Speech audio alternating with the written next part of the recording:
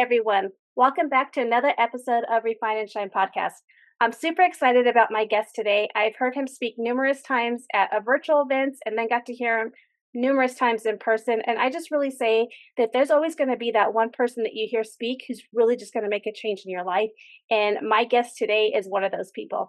My guest today is Rudi Riekstins. He is a leader of leaders. He's called upon by business leaders, owners, and personalities who crave a deeper connection to their team and mission. From a hungry startup entrepreneurs to the world's most powerful CEOs, Rudi has primed thousands of people to achieve unprecedented success in their business and personal lives by integrating a highly specialized, mindful approach to business that Rudi's perfected over 2 decades of leadership training. Featured alongside Tony Robbins as a Thrive Global Top 5 coach, and with Dr. Joe Dispenza and Deepak Chopra as a top 20 thought leader, Rudi Riekstins is a world renowned for his expert leadership training. He is also the co-host of Empowered Life podcast, which educates leaders and individuals on how to tap into their personal power, lock deep within, and align themselves with their purpose for joy, success, and self-mastery. Thank you, Rudi, for being on today. I am honored and excited to be here. Thank you so much for having me, Angelina. I think you are an absolute joy out and in the world, and to share some space with you is just a gift. The fact that there's your audience listening is just an added bonus. So thank you so much for having me. Oh, thank you. I appreciate that. What I love about how you teach and how you coach, you don't just coach, you tell a story, a real life example, and then you just tie it into so many great things.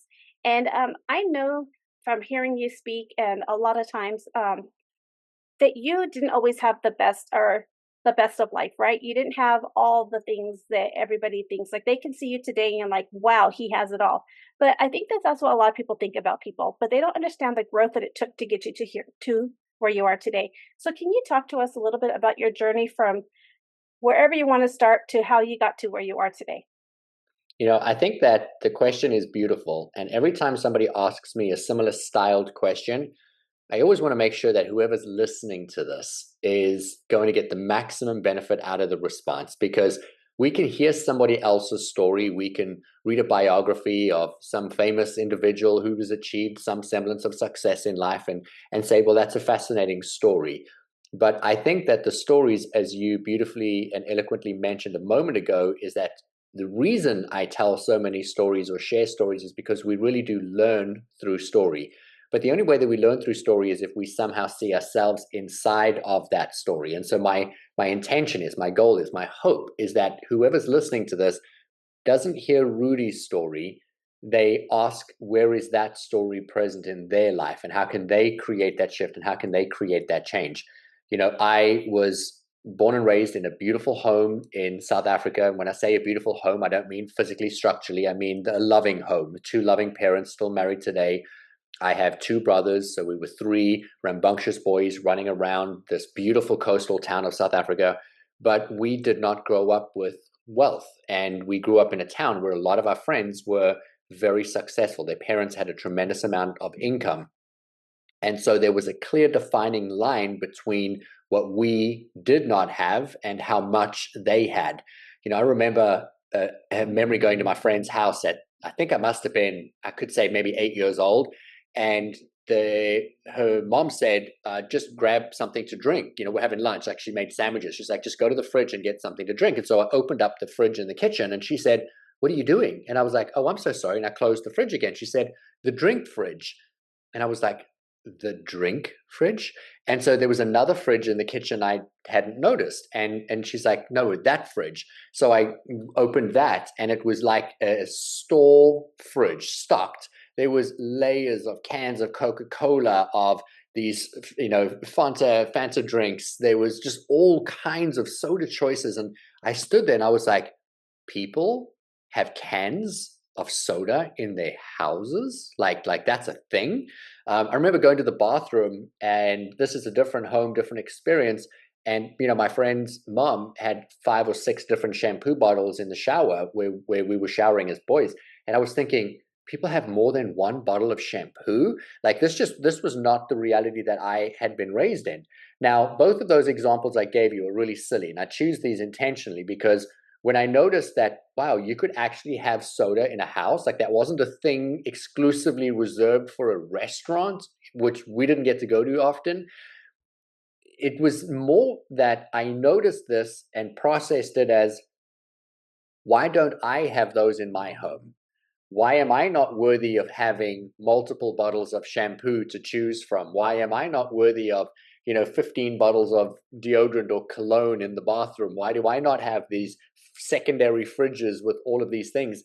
And I started to identify that I wasn't worthy of having nice things because I went home to a loving home, but I didn't look at love as value and love as worth. I looked at, well, we don't have nice fancy jeans and nice fancy shoes. And today I have a collection of Nike Jordans, and I have like an obsession with whatever I put on my feet. And my wife laughs at me and she says, "You're such a boy," because I have a wall of these shoes. But it's because as a child, I never could afford to have a pair of Nikes. That was like the impossible dream, was to own a pair of Nikes. I was 17 years old when I had my first pair of Nikes, and they were a secondhand pair of shoes that I bought off a friend. And he was one of these rich kids whose parents would buy him brand new shoes every week, every 2 weeks. And so he just sold them for like money for the weekend.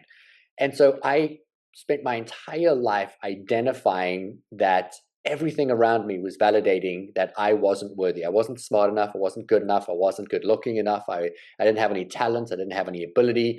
And yes, I wasn't worthy of having money either. And so I grew up identifying with all the wrong things. It wasn't until much later in life that I realized, man, I had a loving home, and most of these kids did not.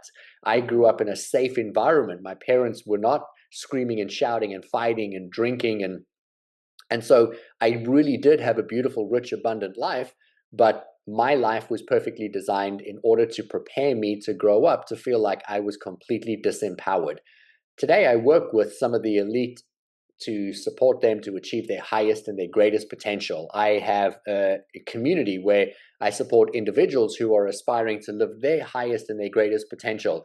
I work with individuals or entire teams, and the one common thing, regardless of whether they are the highest level income earners in society today, or athletes or celebrities, or whether it's people with inside my community or one-on-one programs, every single person I come into contact with at some point in time, they don't trust themselves. They don't think they're good enough. They don't think they're worthy. A few moments ago, I hung up from a call with somebody. It was an introductory call to speak to me, who has a cooking show on the Food Network, who has published 3 or 4 books, has hundreds of thousands of people on mailing lists and social platforms. And they turn to me and say, I don't think I'm worthy. Like, why am I not worthy? And I am so beautifully and uniquely qualified to say, gosh, man, I see you. I see you because I used to be you. And I think there's so much value in that, that we look at life through the wrong lens. I want your audience to imagine that you're wearing a pair of reading glasses right now, and your life is filtered through this lens, and you see everything a certain way because that's the view you have. But there is a possibility where you either replace those lenses with another lens, or you remove them altogether, and then the world is brighter, more beautiful, more abundant, more joyful, more freeing. And when you notice that you can choose to look at life through one lens versus another, and you intentionally pick the new lens, that's where all of the abundance, the joy, the fulfillment, the freedom, the exhilaration, the love, the accolades, the money, yes, the money, because that's what everyone's chasing. All these things come to you naturally and organically.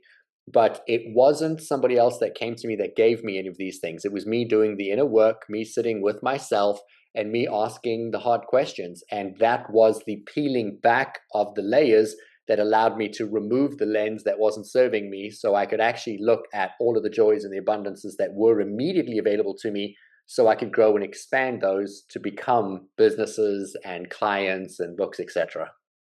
I love that, and I think that that's so important because people think as wealth as money, and it could be the abundance of having a loving family, 2 loving parents. My life was a little different. I did grow up, and we grew up as well in extreme poverty. I was born at home in the poorest neighborhoods you could live in, and when I was in my hometown, and I I saw my friends have two parents. My parents divorced when I was very young, but all my friends had all these loving parents. And I always thought, like, well, look at how this great life that they have, or all these things. And I didn't until later realize, and, a few years later, when I was probably maybe in my teens, how hard my mom worked for us to have the life that we had, and just appreciate that all the things that she gave to us. Like, she was really instilled in us education so much that I remember watching her get her bachelor's degree. I was probably 5 years old. And that was the first time we ever went to like a restaurant, like a steak restaurant. I ordered a hamburger because I was like so excited. But I remember all those details so vividly. And it was like, it doesn't matter the wealth that you have, like the money, the things like that.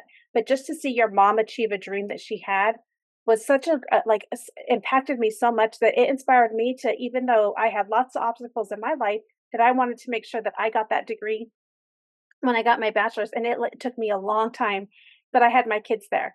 And it was one of those things, like, you can buying things all the time doesn't necessarily show love, or doing all those things. It's how are you intentionally present? How are you showing up? And all the thoughts that we have about not being worthy and all of those things, how can we shift those things? People need to have a little bit of understanding of the human brain in order to create these shifts, because unfortunately, most people are looking for an external shift in order to create a shift or in order to create a change. And if you're looking externally for your life to change, it's never going to change. You have to have a little bit of, well, to start, you have to have an additional level of awareness of who you've been and why you've been the way you've been and why you feel the way that you feel and why do you view things that you view the way that you do, because they're all instruction. But you have to have a semblance of an understanding of the human brain. I know this is the most boring topic for most people, but it's the most exhilarating topic for me, because there's all your freedom, there's your power. You have a single thought, and that single thought has to be turned into a chemical so the brain can tell the body how to react and respond. And that interaction is called emotion. And so you think a thought, you have an emotion, and then you feel the emotion, and then that emotion drives your behavior, and that sets the dominant energy frequency around you. And most people have limited awareness to their thoughts because 95% of all thoughts are unconscious. They then react and respond to the emotions they're feeling. They don't know why. I will have people say to me, they wake up in the morning and they're depressed and they're anxious and they're nervous, and they don't even know where it's coming from. Well, it's coming from them thinking about all the things that are not working in their life, everything that's gone wrong, and what happened yesterday, and what's in their inbox, and creating stories and narratives. And then the brain's going back in time and it's thinking of all the times that they thought and felt similarly, and they react and respond the way they did in the past. And we have to be able to create that shift or create that change. And the only way to do that is to manually do that. We have to intentionally choose to shift how we think and how we feel. And so I teach a number of processes of either how you can, through terminology, put a stake in the sand that says, I'm worth more and I won't tolerate that anymore, and I'm going to stop that behavior. And so you choose to shift it. I teach a priming process where you can, in the mornings, go into your mind and change and elevate your emotional state so you think and feel differently, which literally changes how your brain is going to process the rest of the day. You will show up more courageous. You won't look at that situation from yesterday as a victim. You'll actually look at it as, well, there's opportunity and how can I navigate it? I say these things because when you look at a situation differently, you're going to think about it differently, you're going to feel about it differently, and then you've changed the pattern. So you're going to do something that's different. The majority of people are literally running around and they're living a life of insanity, which is doing the same and expecting a different result. And we're doing it again and again and again. I liken it to walking down the street and a man is headbutting a wall, and you stop him and you say, hey, how's your day going? And he goes, man, my head hurts. And you're like, why are you headbutting the wall? And he's like, I don't know. And he just keeps headbutting the wall and saying, but my head hurts. And he keeps headbutting the wall. That is almost 98% of people on the planet. They are doing the same thing, reacting the same way. The scene or the situation might change, but they're not creating the change.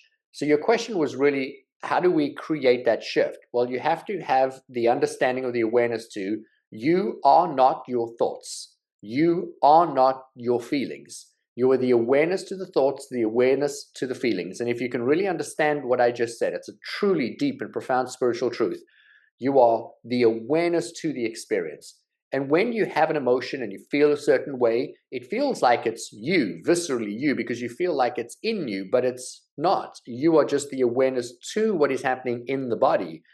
And when you realize that you have an emotion and you have a reaction, that reaction and that emotion and the initial thought that created that actual ripple effect is just a automatic program of how you thought and felt when you were 7, and then again 8 and 10 and 15, and it just continues to be the pattern. But if you were to pause and to say, why do I feel the way that I feel? Like, what is the emotion I am feeling right now? And identify that emotion. Earlier today, I was speaking to somebody who's going through a very grueling divorce process. And I said, what is your dominant emotion that you're feeling right now? And they said, stuck, like they feel stuck. And so I use that example because I want you to think about this. If your dominant emotion is that you're stuck, you're a victim, you're out of control, you're not going to create a shift and a change yourself, what are you creating in that moment right now? Your brain's going back and it's looking at all of the times in your life that you felt stuck, and it's reminding you. And every time you go back and your mind thinks of it, that's unconscious. You're not aware of it, but it's producing the emotions again and again so that you feel even more that way. And then you feel validated that way. And then you actually start to convince yourself that you are that way. And now you've created a belief. So a belief is just a thought that we keep thinking. We can hear that, but if we fully understand it, that's where the freedom comes.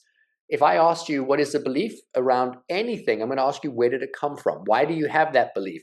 You believe the sky is blue. Why? Because at some point in time, somebody came to you and said, oh my God, Angelina, the sky is blue. And you were like, oh my gosh, the sky is blue. And under the age of 7, all information is received by the human brain as a fact. So we just assume, yes, everything under that age, that is the way that it is. Well, I bet you if you go back to your childhood, your mom probably said money doesn't grow on trees. My dad said to me, children should be seen and not heard, and people that have money have done bad things to get it, and we aren't worthy of that, and money doesn't come easy. And so we create all of these narratives around our lives. I distinctly remember a conversation of one of my family members saying, oh, we're just not lucky, meaning the family collectively is just not lucky. I remember being in my 20s and somebody said something to me, and my response was, oh, but, and I finished that sentence. You'll notice I won't say it today, but I finished the sentence as if that was my identity, and I caught it. And I was like, whoa, I just said what I heard growing up. Like that, do I even believe that? And there's the formula. Do I even believe that? Like, here's a real phrase, and it's one of the most powerful phrases you're ever going to hear if you only use this in your life and you never read another book, you never listen to another podcast, you never do another form of self-development. If you just did this, your life would change. Is it even true? Those 4 words. Is it even true? Is it even true is instructing your brain to be conscious, so you're not running the 95% program, and you're asking the question, is that belief true? Is it true that you're not lucky? Is it true that you're not worthy? Is it true that it's never going to happen for you? Is it true that you're going to put this work out into the world and no one's going to care? And then when you ask that question, you really start to think about it. And then you might be like, well, no, it's not actually true. Well, what is true? When you ask the question, what is true? What is your new belief? Now you're thinking along a new thought. So you've changed the program. So what is true? Well, I got emails from someone that said that podcast that I put out that only had 10 downloads, but 3 people out of those 10 messaged me and said that's what they needed to hear today. So you know what? People do need to hear what I have to say. And so now you know that the thought of no one cares, well, they do care. Nobody wants to hear what I have to say. Actually, 3 people really needed to hear more than hear. 10 people showed up, so they want, and you start to rewrite those beliefs. The beautiful part of that is that when you start to do that, those 3 people turn to 30, the 30 turn to 3,000, the 3,000 turn to millions, and your life begins to create impact. But you have to stop giving your power away. And I don't mean you, I mean everyone, the audience. I need you to stop giving your power away. You have lived the life that you've lived because it has been divinely curated that way. I believe you were created for the sole intent to come here to create the life of your dreams, to create a life of impact. But at some point in time, you needed to forget who you were. You needed to forget that you were capable and brilliant and divine, and you can have and be and do and achieve anything. And the best thing that I could say is that when you wake up and you realize, oh my gosh, all this time I've been telling myself the lie. I have believed that I wasn't good enough, or that I wasn't worthy, or that I can't charge, or who's going to pay me, or no one's going to listen to me, or I could never move that forward, or I'm not lucky, or I'm not talented. And you stop saying that and you start to ask yourself, is it true? No, it's not. What is true? What is my truth? And you have that thought. And then you look for evidence to reinforce that thought. And then you think that thought again, boom, you just created a new belief. And that new belief is serving the version of you who you are aspiring to be, or who you want to become. And then you string that thought again and again and again and again. Before I stop, I want to just touch on something, because so many people think self-development is a thing you do one time and then you're fixed. And I want you to know there are so many times in my current day where I will believe, oh, no one's going to do that. I'm going to launch something and I have the thought, I'm not worthy to put that out in the world. What if nobody buys it? What if nobody shows up? What if nobody listens to this episode? Last month, we had 800,000 people listen to my podcast. And then I'll have a thought that says, oh my gosh, what if nobody listens to what I have to say? What if my message isn't worthy? And I want people to hear this. I have those insecure thoughts. I have those remembrances from my childhood. I have that feeling of it's never going to happen. And my job is to go back and say, oh, wait a minute, Rudi, where have people listened to you? Oh my gosh, just last month. Let's look at the downloads. Oh, how many people are in your community? Oh, how many books have you sold? How many people have attended these events? How many letters have you got? And so you need to manually look for the new evidence to reinforce it, because those beliefs come up. They're a part of you. The question is, how long do you spend time listening to them? How long do you actually believe the lie? And how quickly do you shift it? And so transformation is really an ongoing thing. You re-engage the thought or the belief that you really want to have. I love that. And that's kind of the theme, like, like my podcast, it's refine and shine, because we're always constantly having to refine in order to shine today. It's not just a one-stop fix. You have to continue to do the work. You have to put in the reps. You have to show up every day. And I think that that's so important. Yeah. One of the things that I really loved, one of the stories that you shared before, is how you wanted to become a millionaire by the age of 25, I believe, Yep. you started that when you were 12, I believe. You had that, and so how did you go through that? What was your thought process? You have so many examples of how you've really dived into just believing these things that you wanted for your life, and could you share that story? I really can. I was 12 years old in school, and the teacher was asking all of the students to stand up one at a time and declare who were they going to be when they grew up. Like, I want to be a fireman, I want to be an astronaut, I want to be a teacher, whatever the kids were going through at the time. And I remember sitting there thinking, who do I want to be? Like, what do I want to be? And I was looking around at all the kids sitting in the room, and my life and my family and my environment and our income, and I jumped up when it was my turn, and without even thinking about it, I said, I want to be a millionaire at 25. And all the kids started laughing. And I don't know if they laughed because I jumped up because I was, so excited to announce this to the world, or if they laughed because they were like, this idiot's never going to make this kind of money. Like, who does he think he is? But I internalized that as they laughed at me because I wasn't worthy. And so internally, I made a vow to myself, you know what? I'm going to be a millionaire by 25. Because to me, I felt that if I made $1 million, I would be worthy. People would see me, they would respect me. And if they respected me, I would finally be enough. You know, 16, 17 years old, which was years later, my friends for their birthdays were getting cars, they were getting boats. I have two friends at 17 years old, their parents built them their own home on their properties. Like, just like think about that level of income. And here I was sharing a bedroom with my brother, like very different, upbringing. And so here are these kids with extreme wealth, and I didn't really fit in with them. And I didn't feel like I was good enough. They were highly intelligent. They were really good looking. They were very talented in sport. They were talented in acting and all the extracurricular things. And I was just like, I have no talent. I have no ability. I'm not from the same level of income. I don't get the same grades. I work hard. It doesn't work for me. And so I just assumed I'm not good enough. But in my little mind, if I made money, well, then I would be equal to them in money. And I would finally be able to rub shoulders with them. And then finally they would respect me. And so I walked around telling everybody that would listen to me for my entire high school career, like, oh, yeah, I'm going to be a millionaire by 25, millionaire by 25. I had it stuck on a piece of paper on the inside of my closet door. So when I opened my closet door, I would read millionaire by 25. And I'm not kidding you. Every single closet door I ever had all the way through my 20s was that sign, I'm going to be a millionaire by 25. And I was very much intentioning and then taking committed action to be a millionaire by 25. My friends left school, they all toured, they took a year off, some of them went to college, but I went straight into work because I was committed to making $1 million by 25. I sadly did not make $1 million when I was 25 years old or by my 25th birthday, but I had done it by my 26th birthday. And I got a letter from my younger brother on my 26th birthday, and he said, I am so proud of you. He's like, you did it. Like, wow. And that was really the first time I realized, oh my gosh, I actually did it, because I had forgotten that goal by 24, 25, 26. I was just too busy working. And and then I sat down in my bed and I started crying, and I had that realization of like, oh my gosh, I finally did it. I later had a dinner for myself.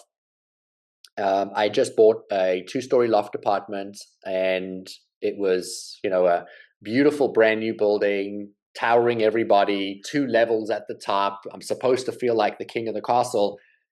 But when I sat down for dinner and I looked out of these double-story windows, glass windows looking down on the building below, I had that realization. I'm still the 6-year-old kid who didn't feel like he was good enough, didn't feel like he was worthy, didn't feel like he was worthy of anything and that he didn't matter.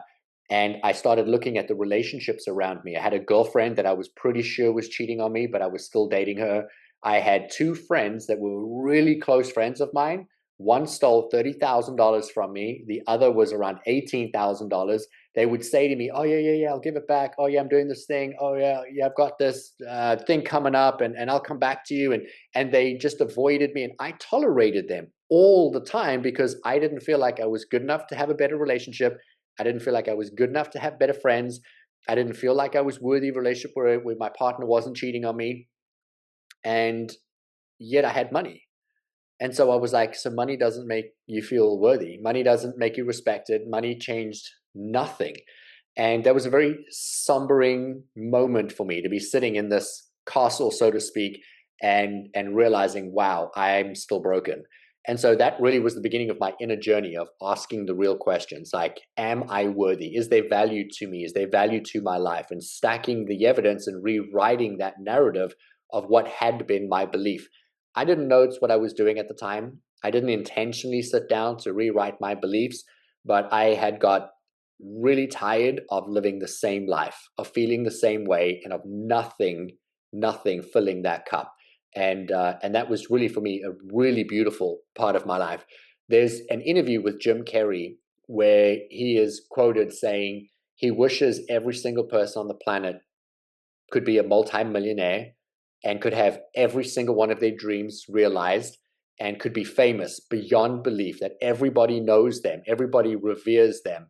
And his wish is that everybody could have that so that they realize all of that doesn't make you happy. So you can eventually stop worrying about that and just be happy. And that was really my journey, was realizing like, gosh, man, I've put all my worth into just moving forward financially. And there is no value in that at all, because I wouldn't have had health and wealth and well-being and quality relationships. Um, and so it's a beautiful story. Thank you for asking. Well, I love that, and I love all the things that just every time I hear you talk, there you just inspire me. I love all the programs that you have. I'm part of your Empowered Life community. And before we wrap up, can you talk? One, I want you to share one thing about how people can refine and shine, and then today some action they can take, and then also how people can get in touch with you to be in part of one of your programs. Firstly, I just want to say I am very proud of you as an individual, because I think that our lives are not so much about us. Your life is not about you growing up poor and not having the structure and the foundation and having to overcome it. It's that when you overcome that, you can turn around, teach it, uplift and inspire, move and motivate people. And you're doing it so beautifully. You are a shining light out in the world. And I know that's part of your branding, but it's not by accident that there is this beautiful emanating light shining through you. My Thank life, you. same, was just about me overcoming the limiting beliefs of who I thought I was, so that I could step into my knowing of who I want to be, and I could become a greater extension of God flowing to me and through me to create greater impact. And I just want to encourage you just to continue to shine your light all day, every day, in every single way. And the more people can spend time with you and in your space and immerse themselves with you, the more light and free that they're going to feel, because that's really who you are and how you show up. I am going to give you a tool which I think is going to support you as the listener in shifting your life in an immediate state so that you can create freedom. If you are struggling right now, or there's an area of your life where you do not have the fulfillment, the freedom, the joy, the abundance, the love, the respect, whatever it is that you are hoping to attain, if you are in that place and that is your focus, meaning you thinking about it and you're stuck and you feel the pain and the anguish, that emotion is keeping you trapped in where you are. But what few people know is that in the first 20 minutes of the day, you can literally change your brain. You can alter it. And I alluded to it in the beginning of this episode today. You can go into your mind in the very beginning of the day, not touching your phone, not talking to a spouse, not turning on the news, not reading a scripture. Go into your mind and then elevate your emotional state. And so here's the technique. You close your eyes. Once you're out of bed, out of your sleep environment, you go sit somewhere, you close your eyes, and you breathe in and out as if you're drawing in more clear, calming white light into your body, and you're releasing stress and anxiety. And you do that for 4 to 5 minutes. If thoughts come in, let them go. Say thank you for the thought. Come back later. You just continue to breathe in white light, breathe out stress. In white light, breathe out stress. And feel your body becoming more calm and more relaxed. And then once you feel relatively calm and neutral, I want you to have a fantasy, like fantasize about a future potential. Everyone's had a sexual fantasy where at some point in time they imagined a scene and their body literally changed, the heart raced, the palms got sweaty. And that's just the brain really believing that what you are thinking is actually happening. So the body changes to meet that. Well, what if every day for the first 20 minutes you could calm your mind and then fantasize about you being on Oprah Winfrey and being celebrated and rewarded? What if you imagined relief? What if you were going through a difficult time right now and all you imagined was with clarity that you have relief? You cannot believe how easy it turned out, how grateful you are, and you just feel the gratitude flowing throughout your body. And even if you just felt gratitude for the meal you ate for dinner last night, or the roof over your bed, or for the health that you have, or the oxygen that's available to you, and you felt gratitude in your body in the first 20 minutes, you would literally change the energetic frequency around you that will change your next experience. It will change how your brain's going to think. It'll change how you're going to respond. And it is going to set a dominant way for your brain to think and feel and operate the rest of the day. And so we give our power away when we wake up in the morning. 98% of people wake up, they grab their cell phones, they start scrolling. There was a research study that came out that said people actually scroll more than 400 times swiping left before they get out of bed. They will swipe up to 400 times. So that is 400 different forms of stimulation that make them think and feel in a way that they cannot control what's coming in. But if you can choose how you want to feel and know that the brain's going to set that as your dominant state, I'm going to tell you, I've had people come to me that have had no money. They've signed up for my programs. Within 8 months, they've made $1 million. They've fallen in love. They're traveling the world. Their lives change. And people come to me and say, what did you say to them? I literally had a gentleman reach out to me and say, that guy that you made a millionaire, that you got him to fall in love, tell me what you gave him. And I'm like, I didn't give him anything. Like, I just got him to relax. I got him to leave stress. I got him to connect to freedom and to joy and to abundance and fulfillment. And when I did that, he became calm. And when he became calm, he received inspiration. When he received inspiration, what happened? He came up with a business idea, and then he acted on that idea, and then his life began to change. And so I have a bunch of things that I will recommend to your audience. If you want to learn that technique for yourself, I have an entry level course that is on my website, and it is really, really easy for people to sign up, go through 8 videos, teaches them the process, and it's under $100.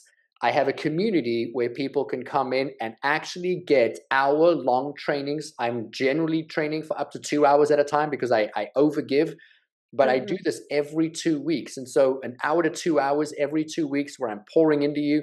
I'm teaching you these techniques that I teach to people that run billion-dollar companies, to people that have extreme wealth and athletes and celebrities. And I'm giving this at such a nominal fee because I want to create the greatest impact possible. And we then do coaching inside of the community where if you have questions, I can literally stop, pause, focus in on you and coach you through a problem that you're going through. Inside of that community, you're going to get access to all my courses. You're going to get access to a meditation. I actually have a meditation on my website for free right now called the Mood Elevator Meditation. And so if you're listening to this and you've never meditated, if you've listened to this and you don't really know how to change your emotions, you don't have to know.